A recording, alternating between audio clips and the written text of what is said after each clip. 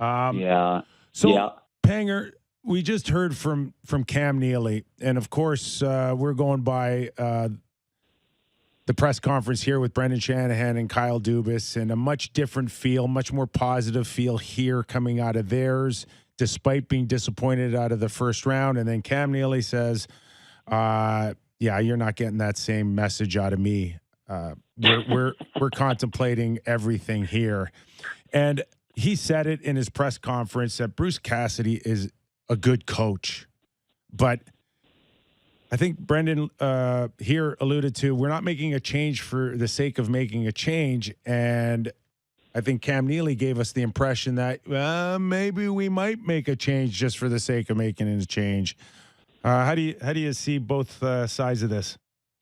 Well, number one, I think, Cam, during games, we've seen Cam up in his the GM's box, and he's a pretty fired up guy. He gets pretty wound up and emotional during these games. And but to have a few days to reflect and come back in and say that, tells me that that's exactly what they're going to do. I mean, you don't come out. I don't think you come out and say that and then don't do it, because now you're not backing up your word. But if his suggestions are that there's going to be a lot of changes, or there's going to be some changes, then I would fully anticipate there being some changes. But I think it starts with number one big decision in the organization and the future of the Boston Bruins, fellas. And you know what that is. That is, does Patrice Bergeron return for one more season, or does he pack it in and retire after this great career he's had? I mean, if he gives them any indication that he's going to retire, okay, well, maybe that starts the wholesale changes right away. Before we get you in, JB, I just want to follow up with the Bergeron decision, and if he was going to play next year, wouldn't you have re-upped by then? What keeps you from not signing this far and then deciding to sign for another year?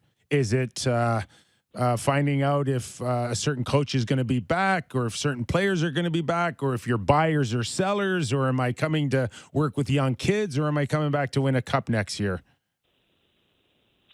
Very good question. I mean, I think this was just my thinking with Patrice. I think it's just in his hands, and that not going to sign a deal and being over 35, tie them up as well on a contract. You just can't hand that contract back, right?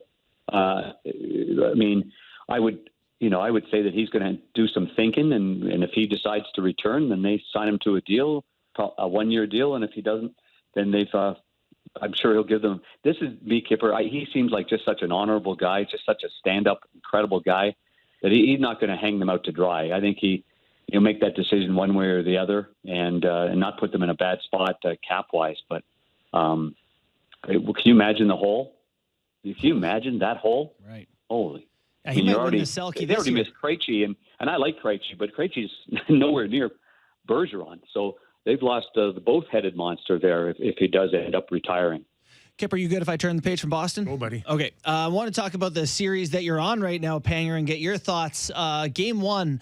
Watching that, I could not help but be struck by the Kadri line. Kadri with Lehkonen and Landeskog were an absolute force out there. What was it that was making that line so effective? I think they outchanced the other team. It was a 17-1 in their ice time. Yeah, this complete domination, especially in the second period, fellas. I mean, it was. Yeah. I asked Jared Bednar if is that the best second period you've seen your team play, and he said yes. I mean, and for Craig Berube, I mean, he saw a team that didn't do anything near what they have done previously. The Blues were one of the best second period teams in the entire NHL. They ran the three-quarter ice, and yet they could not get anything going. But to get back to where you're going, I love that Bednar, he added Nichushkin, so that's even more speed with the top line. And I thought that might be a temporary thing. I actually thought that maybe coming into this series, he always puts Landeskog up with McKinnon and Rantanen against the Blues, big, heavy line. And I thought, well, after the Nashville series, much different series, that he'll make that change, but he's not, and staying with it. So you got the speed with Nichushkin on that left side. And then Lehkonen, I was totally impressed with his tenacity and how quick he was on pucks. So I think he was the one, for me, I thought he was the engine that drove that Kadri line that was so good in game number one. So you're right about that. I mean, those top six forwards are really good, and I was impressed as well with Burke. See, now look at the depth. Now, instead of Burakovsky being up there with Lehkonen and having a distinct third line, now he's got Burakovsky there with Comfer, and who's he got? Oh, and he's got Obey Kubel, who, by the way, was a heck of a waiver pickup. I mean, this kid can play. He's got good speed. He's got good hands. He's tenacious. Great call. I don't know what happened in Philadelphia, but this is a great fit here in Colorado for him. And as far as the Blues, how does Coach Berube get them off their heels? Well, you'll like this. Today, Chief told us, broadcasters today, that I personally did the clips for the video presentation, and then he goes, and I personally presented those clips to the team. Oh boy! In my way. So we were like, how many times during the year did that happen? He said, not many. Yeah. So I mean, let's face it, that you can't not chip pucks past this team. They're not just a great offensive team, but they hold the line real well. They defend real well. And I think one of Chief's points is, what, do you think in round two that they're not going to back check? Like, you're going to have all this time coming back in your own zone to be able to make these plays? It's not going to happen. And he's saying, you have got to chip and layer pucks behind them and get in there with speed. And it's something that they certainly tried to get to their game, but they had no chance in that second period of getting to their game. That was a domination by Colorado. How much of a missed opportunity is that for St. Louis? Like, they don't play particularly well. They get pumped in every aspect. Binnington is blackout good, and they don't get the win. Now it's almost like, God, you go down 2-0 in Colorado. Like, good luck beating this team after that. You're right. It's a wasted, great goaltending performance. Yeah. I mean, how many times on the road do you get 51 saves from your goaltender, and he basically gives up 2 goals in regulation? I mean, you should win that hockey game. So yes, for sure. And whether or not he can duplicate that or not, Jared Bednar did say, it depends on, like, can he sustain this kind of workload, Binnington?